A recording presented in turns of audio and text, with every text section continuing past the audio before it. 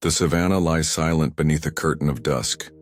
Gold and amber streaks stretch across the sky, painting the acacia trees in shadow and fire. The wind whispers through the tall grasses of the African plains, age-old secrets carried from one pride to another, from one kingdom to the next. In this land, dominance is fleeting, and power is constantly hunted. For 5 years, the ruling males of the Sekoa Pride, two battle-scarred brothers known as Mandla and Tambo, held their reign like gods of the grassland. Their dark manes waved like regal banners, their presence a shadow that sent rival males into retreat and prey into panic. They were protectors and conquerors, fathers and tyrants. Under their rule, the pride flourished. 8 lionesses, 14 cubs, and a territory that spanned rivers, groves, and the wide-open plains where wildebeest roamed. But nothing lasts forever in the wilderness. As the season of smoke and storm returns, change creeps over the horizon. Not in silence, but in footsteps. 4 younger males, a coalition forged not by blood but by shared exile, approach from the north. They are leaner, younger, but not inexperienced. Their faces bear the marks of hardship, scarred muzzles, torn ears, eyes that no longer question pain, only purpose. They are the Mapolo Coalition, and they have not come to negotiate. A lion pride's takeover is not a sudden explosion, but a slow, chilling unraveling. First comes the scent, unfamiliar urine sprayed at the border shrubs, claw marks on marula trunks, dung trails stamped boldly into the earth. Then, the sounds. Distant roars at twilight, low and thunderous, rolling across the savannah like the slow approach of a storm. The lionesses of the Sekoa Pride grow restless. Ears twitch. Eyes flicker to the distant ridge. The cubs sense it too. Play becomes subdued. Shadows loom larger. Mandla is the first to investigate. At 9 years old, he moves slower than he once did. His hind leg bears the memory of a hyena, ambushed from a year prior, but his roar still holds weight, still echoes across the plains with authority. He marches alone to the northeastern boundary, nose in the wind, lips curling at the foreign stench. He sprays the grass defiantly. The message is clear, but so is the reply. That same night, the Mapolo males call back. A chorus of synchronized dominance. 4 deep-throated bellows rising from the tall grass. Not just a challenge, a declaration. This land, they say, is no longer yours. In the days that follow, the land holds its breath. The lionesses avoid the eastern fringe, herding. The cubs close at dusk. Every night the roars grow nearer. Every dawn new signs of intrusion. Tracks beside the waterhole. Half-eaten carcasses left like offerings. The old kings pace more now, burning energy they cannot afford to waste. And then, it begins. At sunrise, the Mapolo Coalition appears in full view. They stride from the ridge like phantoms conjured from dust, heads high, shoulders rolling like thunderclouds. Their manes catch the wind, lighter and less voluminous than their elders, but no less commanding. They move with a synchronized grace, predators shaped by exile, hardened by distance. The Tao. Battle is not polite. Tambo charges first, defending what is his with the fury of a desperate king. His brother follows, jaws wide, issuing a warning roar that trembles through the earth. But the young do not retreat. Claws slash, teeth meet flesh. Dust and blood rise into the morning light. For 15 minutes, the plain becomes a war zone.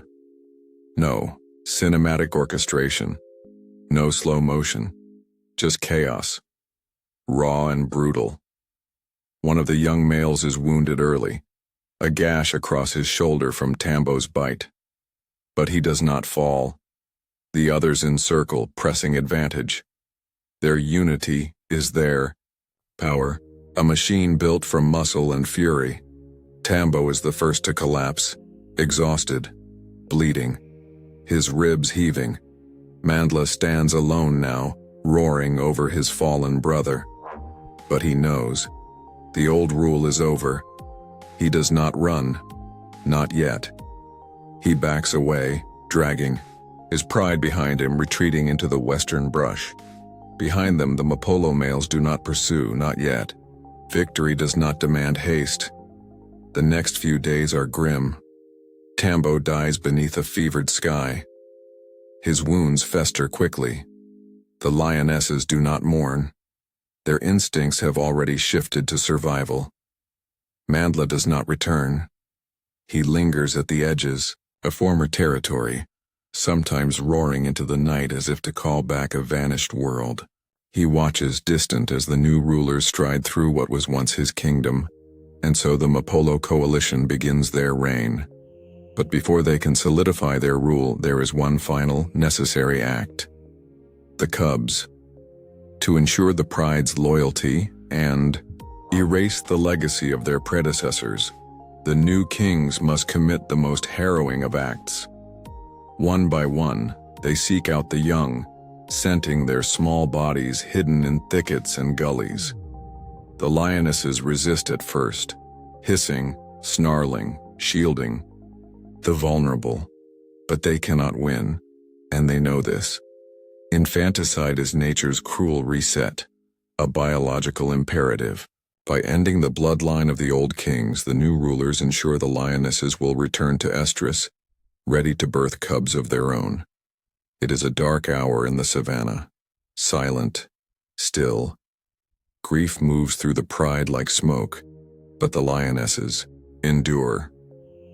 They must. Weeks pass. The dry season deepens. The Mapolo males now patrol the land with pride. Their calls echo from the rocks and trees. The lionesses begin to follow them, no longer out of fear, but out of adaptation. A new generation is already forming. Mating begins beneath the silver moon. Cautious but unresisted, the pride drinks from rivers once more, hunts together, feeds. Mandla is gone, displaced into the northern hills, alone, perhaps already dead. His story fades like mist on the morning breeze, but the land remembers. And the Mapolo coalition, once rogues, now wear the mantle of kings, and in the stillness of twilight, a new cub stirs in its mother's womb, an heir not to peace, but to a kingdom won by blood. The dry winds whisper over the savannah like voices from the past. It has been nearly a year since the Mapolo males seized the Socoa pride.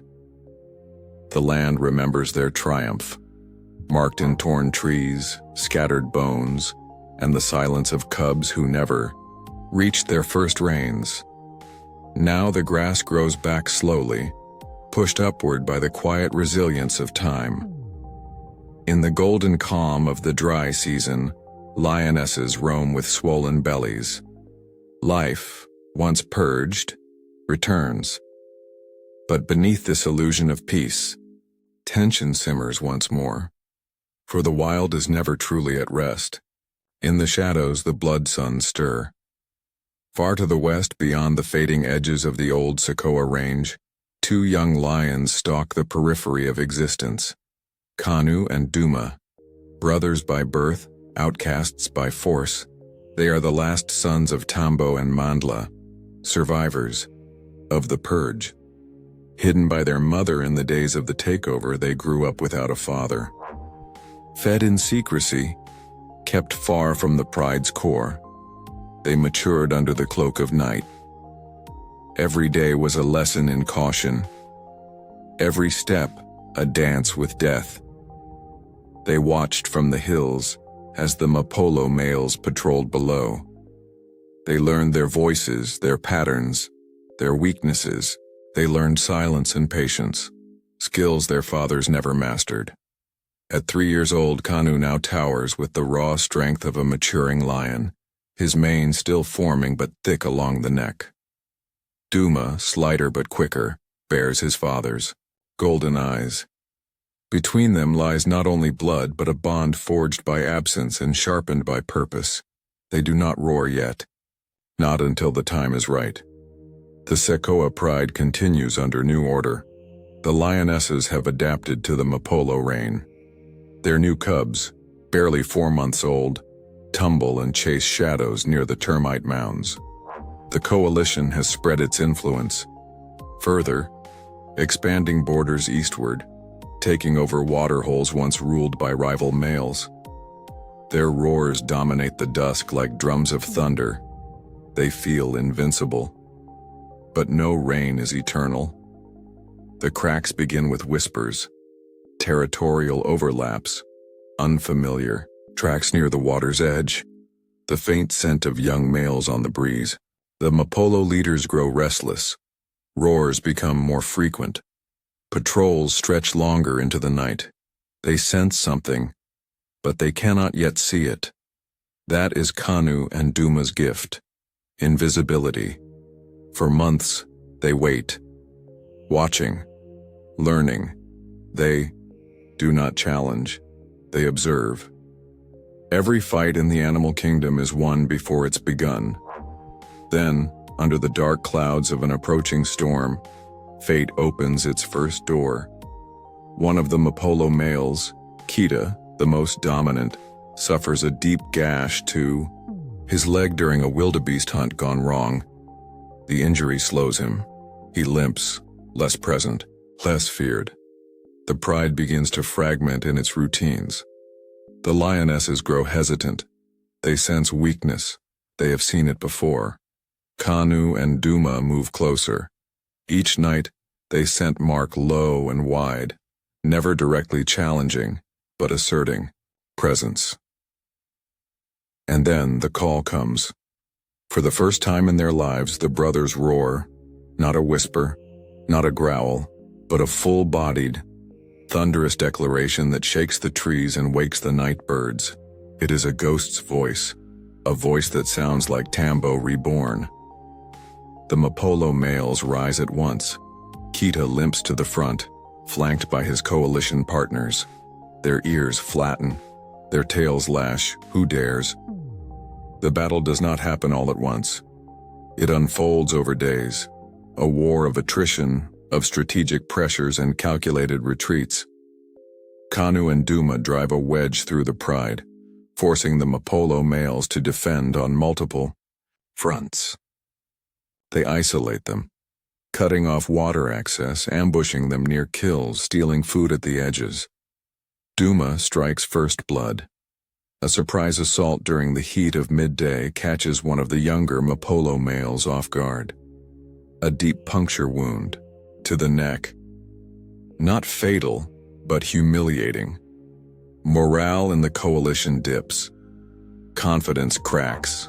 The lionesses begin to shift. They know the signs. These young challengers are not rogues. They are heirs, sons of kings. The blood of the old Sekoa flows in their veins, and nature, ever loyal to balance, begins to favor the hungry.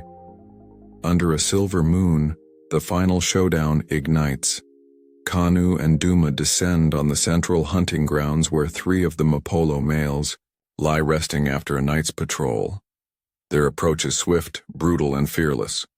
What begins as a skirmish becomes a coup. Claws rake across rib cages, manes are torn. Dust becomes a veil over snarling muzzles and wide, unblinking eyes. Kita, still slowed by his wound, attempts to fight, but Kanu meets him head-on. The son of the fallen king sinks his teeth into the flank of the male who once ruled his mother. Vengeance is not a word lions know, but in Kanu's growl it lives. One by one, the Mapolo males break. They do not die.